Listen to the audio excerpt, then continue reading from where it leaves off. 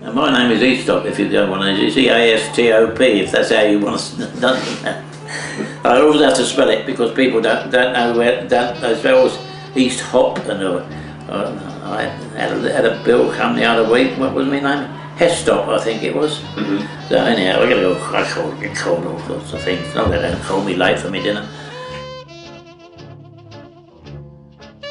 I was born on August the 12th, 1920. The gentleman on the right is my father, and behind him is my mother. And we were born in a house in Pembroke Road in Erith, which was owned by my grandmother, which is in the middle of this photograph there.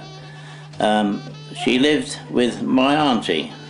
We all lived in the same house together, and we remained living with my auntie and my grandmother, my mother and father, to the age of 14 when we did move and split up. But my grandmother, as I said, used to think a little bit of me, I suppose, and she used to take me all over the place on various days, outings and one thing and another. I had this photograph taken with a cousin of mine. His father used to own a butcher's shop, and right opposite the butcher's shop was a cake shop, so you can imagine the times I had by nipping over to the cake shop opposite for numerous occasions, feeding myself with all the new stuff that came out the ovens. We lived rather happily, I suppose, reasonable for that time. At that time in the 1920s, my father used to. He worked at one of the local factories. He was asbestos, making asbestos and one thing and another, which would be shot at dawn now these days if you decided to do anything with asbestos.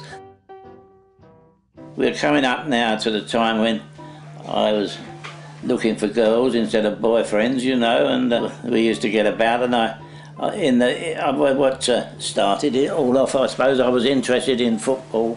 Although I wasn't very good at the actual football itself, I had a reasonably amount of knowledge of organisation and one thing, and I became the secretary of the firm's football team, and they used to have a club near the works which we used to go to.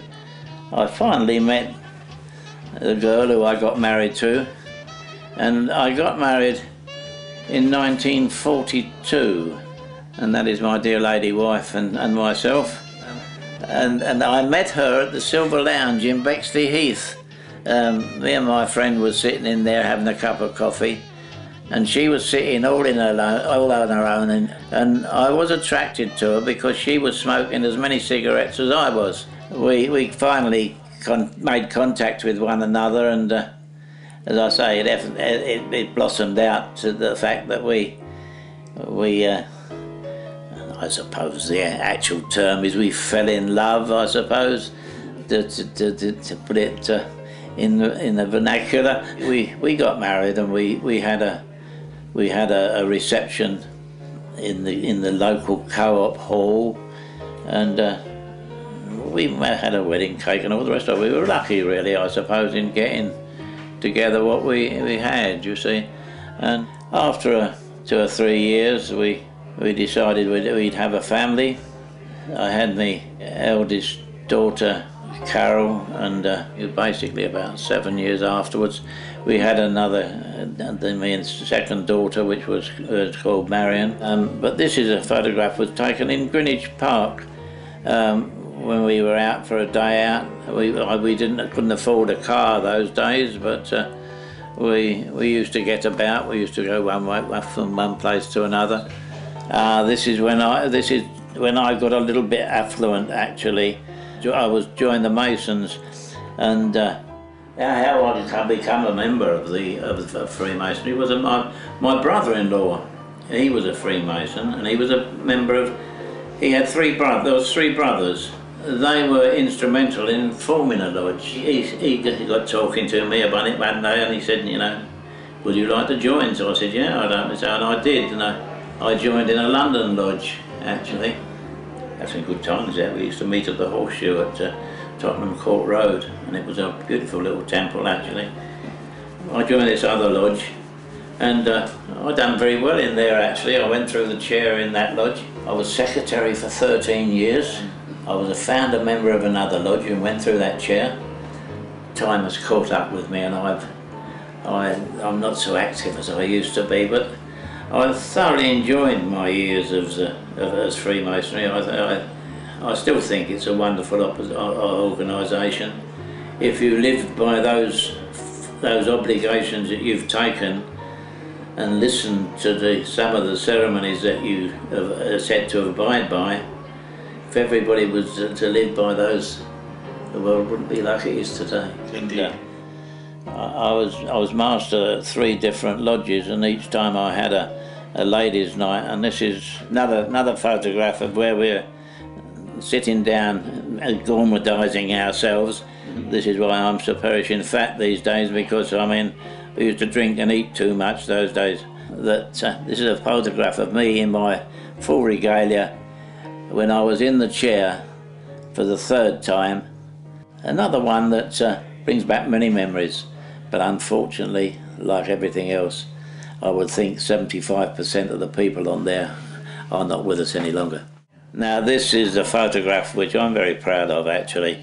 It's the family, my daughter and her husband who died very tragically, and the 2 boys that we had to bring up. My son-in-law, he was barely 40. I think he was either 40 or coming up to 40. Yeah. He collapsed at work. He had an aneurysm of the brain. At 12 o'clock they found him.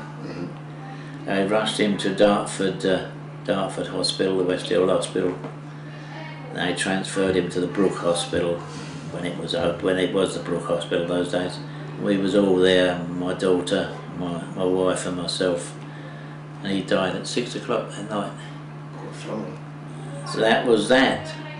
And then I don't know how long, whether she was suffering from it before or not, I don't know.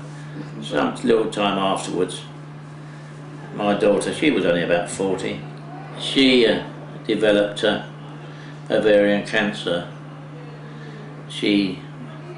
And one of the things I can remember about that was that she had a course of chemotherapy. Yeah. And she had a wonderful head of hair, and she never lost one hair of it. That's grand. But every time we used to go and see her, she had this bloody great turban on, yeah, packed with ice. Right. And that did the trick. That did the trick. And she never lost a hair of her head, which she was proud of, and I was proud of, really. Yeah, she died. She developed ovarian cancer, and they did operate, and they took away two tumours. One was about as big as a football, and the other one was about as big as a grapefruit. They took them both away, but she did die. She died about 18 months after my son-in-law died. Of course, that left David and Phyllis with 2 grandchildren to bring up. One was Ian. He'd just passed his exam to go to grammar school, and the other one, Paul, he had just got a job for himself, and my wife, she had to change her mode of life for the mere fact that, I don't know whether she retired or not, but she gave up her job. She was a medical secretary to 4 doctors. Very good she was at her job too. She knew more about the practice than the doctors did. Anyhow, what with that, she kept her job on for a little while, I think, but then she had to move in and look after the boys. And of course the wife had to change her mode. She had 2 daughters, and she had to change to 2 boys, yeah, which was an entire different organisation. Yeah. And I mean, and I suppose, because she was getting on for 60, she was around about 65 at the time, and I mean, really and truly, I think it got on top of her in the end, and I think basically it did kill her in the end. But when my wife died, I still kept on the Masonic business, but my next door neighbour, who'd already lost her husband a few years ago, we palled up, and we used to go out together to keep one another company, one way or another, I suppose. And we had quite a rather hectic time before before she died. She died in about 3-4 years ago, I suppose. But we had quite a little time. We went to Austria, and the photograph is one of the occasions where we have gone out on various coach outings, and as you see, I'm still feeding myself and making myself fat, and she hasn't done too bad either. Unfortunately now, the dreaded sea, as they say, has caught up with me. I was diagnosed with cancer of the prostate about 12 or 13 years ago. I've had treatment which have kept it at bay up until now. It's beginning to creep up on me again now, and it is a bit active, and I've got to go for radium treatment. I've had radium treatment on the breastbone 18 months ago, so with a little bit of luck, the radium treatment on the pelvis, where it's gone into, will keep me alive for another 18 months. So, I had my 2 knees done. I had the operation on my 2 knees, and what was the nature of the operation? Replacement. Knee replacement, and that's how they found out that I'd got cancer, actually, because I had to go to Queen Mary's to have an MOT, actually, to see whether I could go through the operation of my knees, you see. And I was talking to the chappie, and I said, the only thing is, I said, I have to keep getting up during the middle of the night and one thing and another. So he said, he said, we'll take a blood test with amongst the others to see if there's anything wrong with your prostate or something like that. And this is how they found that I'd got cancer of the prostate rather, They give me an injection every 3 months of Soladex, about £300 a time. Wow. They put it in the stomach there, either there or there, either side, and it's a needle about that long, and it's hollow and got a pellet in it, and they just stick that in and push the pellet in. They do that every 3 months. Now I had this diagnosed 12, 13 years ago. Yeah. They're still giving it to me. The cancer says I'm not having this for too long, and it's won its battle, I think, actually. What can I say? It's you imagine all sorts of things. I mean, I've had a backache for years, yes, but now it's something to do with me cancer. Yeah. I'll get a pain the other week I had a pain in my neck. Oh, that was something to do with cancer, but it wasn't. It was the way I was laying in bed, because it went within about 2 or 3 days, Yeah. I said to her, well, what's the next procedure? She said, we can't give you chemotherapy, she said, because that would kill you, she said. And we can't give you tablets, because she said they would probably bring on stroke or blood clots or things like that, Position, she said, well, it will gradually go into your bones. So I said, oh, nice. And then the next thing I know is that the Macmillan nurses, or the Eleanor nurses, have stepped in. And then I had a call from Tracy here. Can I come and see you? So she said, would you like to come along to the daycare? So I put 2 and 2 together, and so I suppose now I'm really on the terminal list, if you know what I mean. Yes. But our terminal, I don't know, because how long's a piece of string? Yes. You don't know how long a piece of string is. Anyhow, that's as much as I can tell you up to date.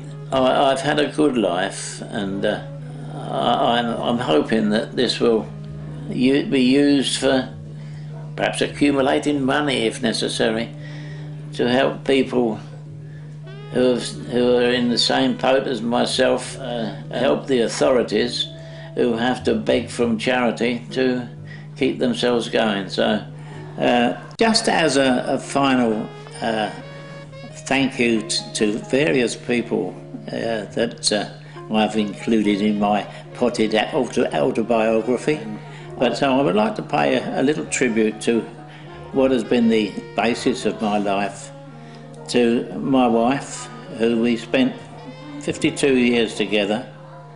Unfortunately, she died some 15 years ago.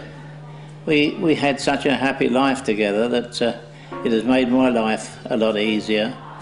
And so I would like to pay thanks to her so that I could recall what I have recalled just recently, and pay a very great tribute to her for making my life as happy, I suppose, as it can be with anybody. You have our ups and downs, but I pay her great tribute. My thanks also go to my daughter, Marion, who took over from my wife when she died, and she has been a great help to me, and I don't think I would have managed without her any more than I would have managed without my wife. So between the two of them, I would like to pay a tribute to them for the pleasant life that I have led. And also that I would just like to pay tribute to the new friends that I've found, especially to Tracy, Stephen and Tanya, for pointing me in the right direction now that I have developed the big C, as they term it. And I've got a new outlook on life, and now that I've joined the association of many great friends I've made in the last couple of months in the daycare centre, and I do thank them all, and I look forward to spending many a happy hour with them. And with that, all I must say is that to all my friends and people that I thank them all, and God bless all of them. Thank you very much for listening to my little tale of woe over the past few hours. Thank you.